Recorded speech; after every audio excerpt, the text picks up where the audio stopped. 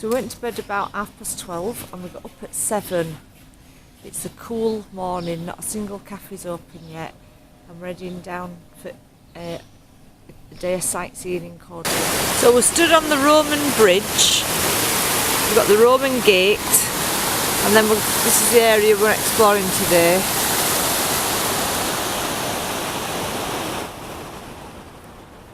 Sun's already up and I've got my sunglasses on and it's 8 o'clock.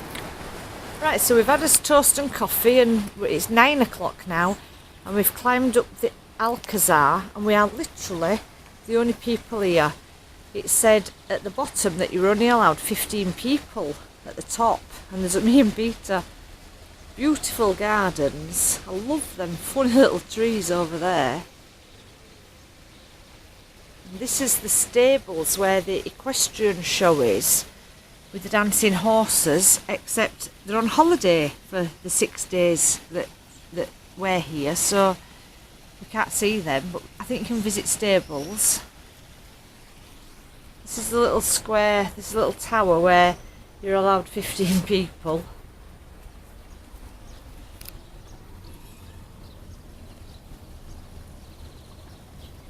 It's really beautiful and it's nice and cool. We keep laughing and kissing each other because it's so good. Everything's really good. That looks lovely, that tower right in distance behind the church, right delicate with 3 bells. I'm saying that this lot here, loads of benches, not a single person anywhere.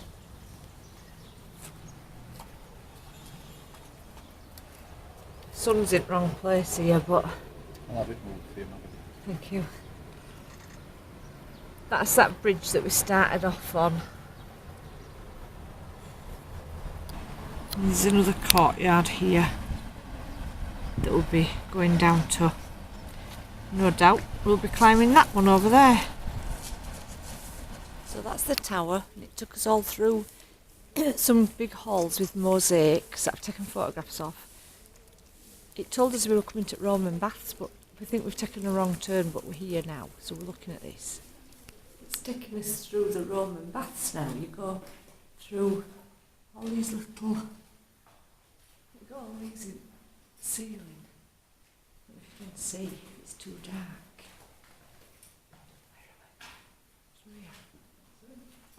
Oh, it's not taking us outside.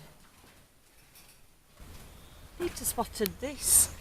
It's like, it's a web and there's a spider right at the bottom, like it's made himself like little cocoons. I don't know if those are snails or further cocoons at the bottom. They might be snails.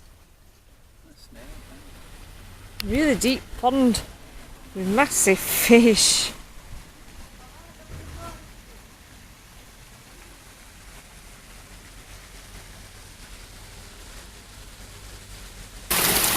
This is one thing about Spain, that they give you a lot of water. You need a lot of water, don't we? Peter's insisted on bringing me to a torture museum, and this is, if somebody were partying late at night and made too much noise, they put that circle around the neck and then they pretend that they're playing a flute, because that's what they've been doing the night before, except the fingers on the flute are in all them grooves, and then they wind it up and they crush all the fingers so they can't play flute anymore. This one you've got to be careful if you drink too much, because they used to put this barrel round your neck. Well, this one, the full barrel, you have to kneel down in it, and so you're kneeling in all your own shit and stuff. And this one is really, really heavy to carry it round. Like, oh, I drink too much. This one's like a giant rotisserie. They tie you to this big wheel, and then they turn it over a fire, so they slowly do you like a roast chicken. This one, because they're hung upside down, the oxygen goes to the brain. It says they can't lose consciousness until the saw gets up to the navel or the breastbone, because they've got too much oxygen in the brain. So they're saying this is one of the worst tortures that you can possibly have. It's worse than being boiled in oil. and it's worse than being burnt to death. Peter is now happy sipping his sherry. After the Torch Museum, he said that it made him peckish. We've got four quid's worth of sheep's cheese in oil, and it's very, very powerful. It makes your mouth zing, like my mouth is stinging, like any little cuts on top of your mouth. This sherry, if you get this measure in England, that would be your measure. But when we got this, it was within like 3 mil of the top. A really good measure of sherry here. And it comes direct out of barrels over there. We've come to what is described as the central market for lunch. This is not a market as we know it. This is very sort of quite high class foods. This is like a champagne and oyster bar. They've got Japanese sushi, they've got Wagyu beef, they've got, you know, anything and everything really. So this might be out of our treat money because it's going to be pretty expensive. Round two, my husband's choice, carver with prawn and... One's Maluga and sepia. And he has spent $11.80. I spent $4.20, he spent $11.80. That's only because you nicked the voucher.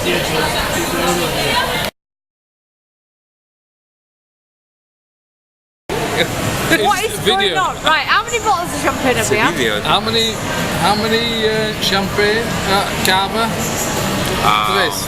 Tres cava. No, five. Five cavas? Five. She knows that. Shit. She knows that. We've had 1 or 2. To me, it's very happy to drink 5 fucking big bottles of cava with you. Because I think that I need to be with people with you. I am very happy. I'm very happy. I'm very happy. Oh, I'm very happy. Oh, no. And is that it? Off to be fair. You want me to tell you? No. The ham. Oh, it was the ham.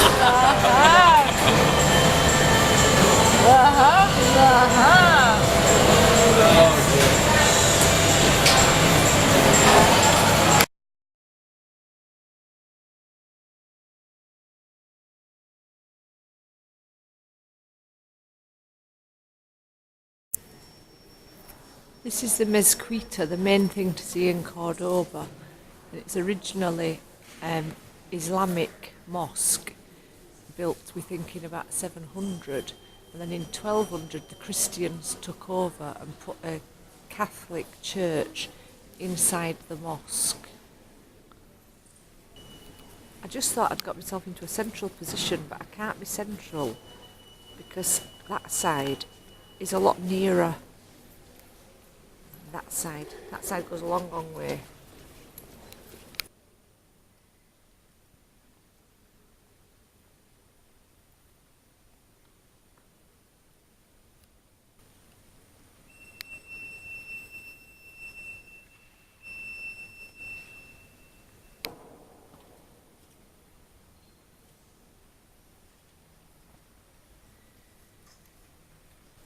All around the edge and round the centre as well. We're in different chapels, and we're going to guess how many. I'm going to say at least 50. I'll say 80.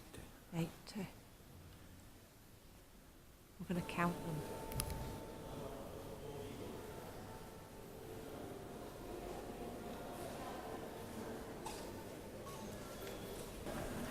Each of these marble columns were shipped in from all over different parts of the world, but they were all different lengths. So the architect, the ones that were too long, is buried them into the ground, using the shortest one as the top is the shortest one, if you know what I mean.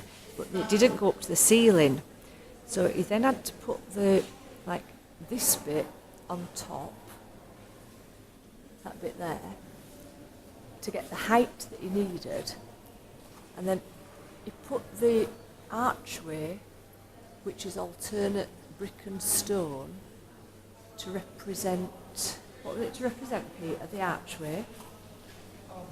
Palm trees, that's it. The second layer was purely decorative, and he completed the inside 1 year after he started it in 785. Christians came in 1200, but they waited 300 years before they put the cathedral inside. Each of these columns seems to alternate from that colour to grey, and then beige again. This is a tower. They said you can climb up it, but we can't see anybody up at the moment. So it's dizzying going to the top. We're dizzy already. I've been having 5 bottles of cava yesterday. The bloke told us about this brewery, but we've still got hangovers from last night, and I really don't want a beer, but it shuts at 4 on a Sunday, so I've got to swallow my principles and go in. We've got this taverna recommended by a couple of people, and we've come in, and the barman is like more than helpful. He's just educated us on the drinking of sherries. We bought 2 of these, and he's just kept bringing the other ones and bringing more olives, and we like it, don't we?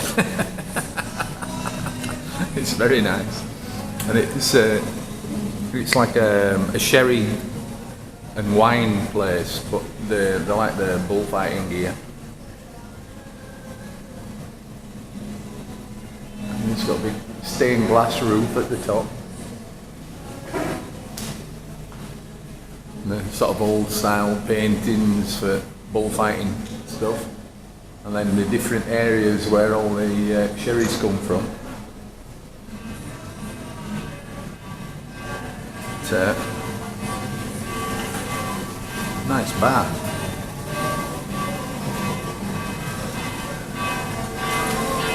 We've got all the old bullfighting posters from 1960s.